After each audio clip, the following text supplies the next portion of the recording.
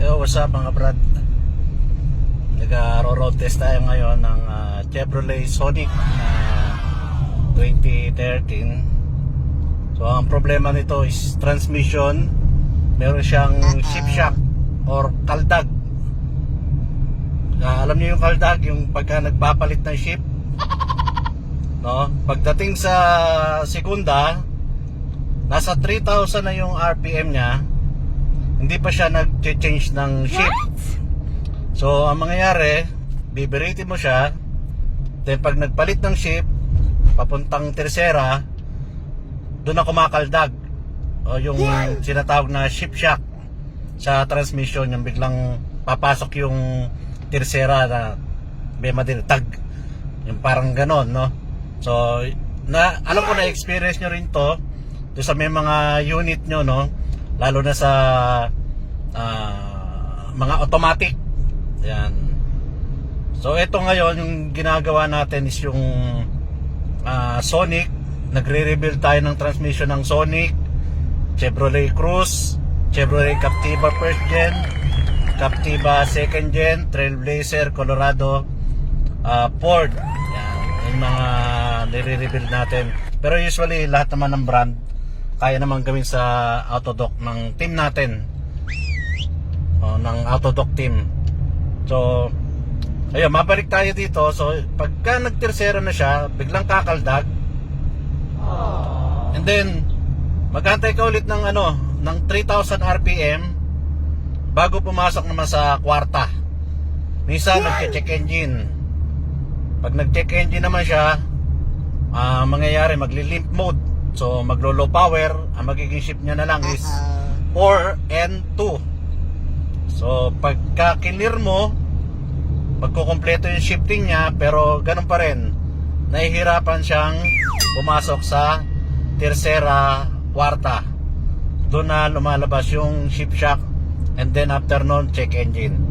So itong ginawa ng team natin, yung transmission nitong Chevrolet Sonic, kasalukuyan na inano ko ngayon, no, na niro-road test. So ayan, napaka-smooth na ng takbo niya, ng shift niya. Ang Sonic, actually nagsishift siya talaga is 2,000 to 2,500 RPM galing sa segunda.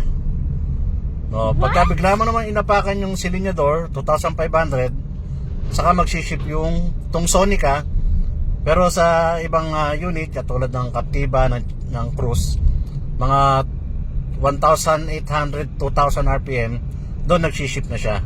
Tong Sonic hindi, nasa 2,200, 2,500, saka lang siya magsiship. Pero ito kasi naging abnormal na yung shifting nitong Sonic na ginawa ng team natin. So after na ma-rebuild, so ito na siya, dinadrive test na natin. So dito ang ginawa lang natin, for your information lang, no, sa mga customer natin, sa mga nagpapagawa ng Chevrolet Satis transmission. Ito ang ginawa lang namin, rebuild. Hindi na po kami nagpalit dito ng valve body, hindi na kami nagpalit ng TCM. No, kasi ang nakita namin is yung mechanical talaga niya, yung clutch plate, clutch lining, clutch piston, yung valve body at solenoid, nilinisan na lang po namin yan, then pinalitan namin yung plate ng valve body. Kasama kasi sa sa master kit ng rebuilding kit ng transmission. Eto, nakakailang kilometro na ako, so okay naman siya. Wala naman naging problema, hindi na nag-check engine, hindi na siya nag-shift shock. So yung iba kasi nagpapalit ng ng TCM.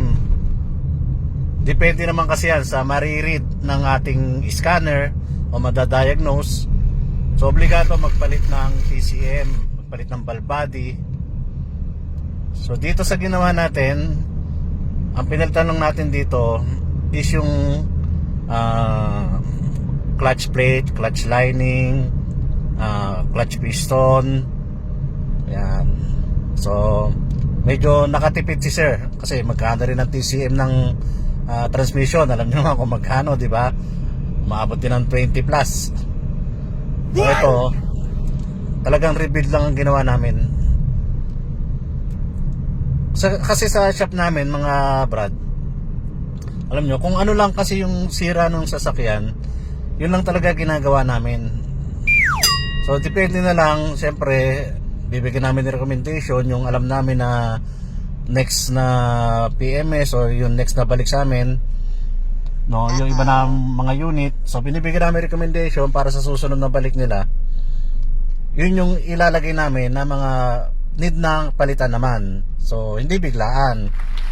So, kumbaga, dahan-dahan lang yung pagpapalit natin ng mga parts. Siyempre, hindi naman kasi biro ang gastos pag may sasakyan, alam niyo naman yan. Ito, sigurado matutuwa yung customer natin kasi hindi na siya nagpalit ng TCM, hindi na tayo nagpalit ng ball body, hindi na nagpalit tayo ng solenoid. Ito yung mga sa may mga Chevrolet Cruze. So alam naman natin ang Chevrolet Cruze ngayon, ang dami nagbebenta dahil sa problema sa transmission. Totoo naman po yun, napakamahal talaga. What? Pero sa amin kasi ang ginagamit kasi namin puro brand new and then direct supplier, kaya mababa lang po din yung charge namin sa customer. So yung iba kasi nagpapalit na ng surplus na transmission, nagpapalit ng brand new transmission, which is napakamahal, umabot ng 100,000, no? So sa amin, ang ginagawa lang, nire-repeat lang namin para at least makalesen sa gastusin at hindi umabot sa ganong halaga. Lalo na yung mga naka Chevrolet Cruze, second gen na Captiva, first gen na Captiva, usually mga ilan years na kasi, no? 10, 15 years na yung mga sasakyan. So obligado yung transmission, nasisira talaga yan. Kaya pag nakabili ka ng second hand na sasakyan, hindi lang sa Chevrolet, kahit anong sasakyan, pag nakabili ka ng Matic na 10 to 15 years na, asahan mo yung transmission niyan hindi natatagal. Kasi napupudpud din naman yung clutch plate, napupudpud yung clutch lining. Kahit sa manual na na sasakyan, manual yung transmission niya, 'di ba? Nagpapalit tayo ng mga clutch din. So ganun din sa Matic. Papalit ka rin obligado ng mga clutch. So dito nga lang kasi sa amin, meron na kami sariling part which is direct from supplier, direct from warehouse. Kaya medyo mababa lang din yung singil namin. And then syempre quality yung gawa, may warranty. So yun lang. Sa mga gustong magpagawa ng transmission, ng makina, message lang po ako. Then kaya dalhin nyo yung unit nyo sa shop, bigyan namin kayo ng ng quotation kung ano yung mga dapat gawin para at least ma-prepare nyo rin yung budget. Hindi naman lahat kasi may budget sa pagpapagawa ng sasakyan. Alam nyo naman pagka may sasakyan, yung maintenance is napaka taas. Pero kung halimbawa maalaga ka naman sa sasakyan, yung regular na maintenance, ayan, magtatagal yung sasakyan nyo. So yun lang po. At magro-road test muna tayo nitong Sonic na bagong rebuild ng transmission. Then may message natin si sir pagka wala naman tayo naging problema, papapick up na natin.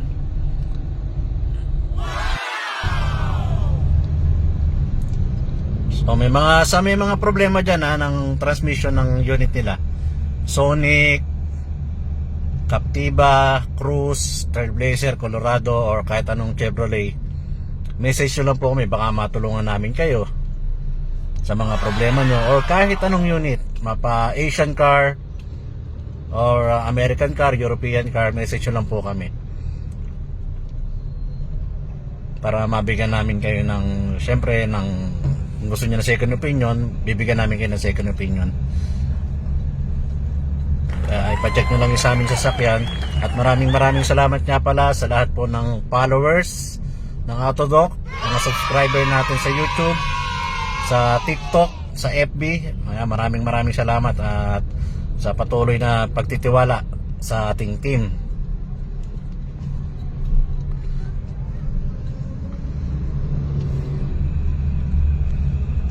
Ayan, matutuwa na si sir nito. So yun lang po at isang magandang araw po sa inyong lahat.